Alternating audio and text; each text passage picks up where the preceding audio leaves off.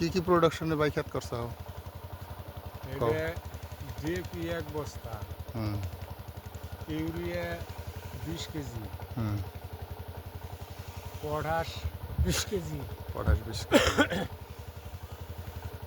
Soil 2 packet, soil 2 packet, সোহাগা 2 packet, সোয়াগা 2 packet. Zinc 2 packet, হুম আরও হয়তো কিবা দিয়েছি আর কি। হুম, ঠিক আছে। এটা হলো মাকই ক্ষেত। হ্যাঁ, এই যে আমার ভাই নিজে ক্ষেত করছে, আমাকে নিজে চর মাটি। এটা দেখেন কীরকম মাকই হয়েছে।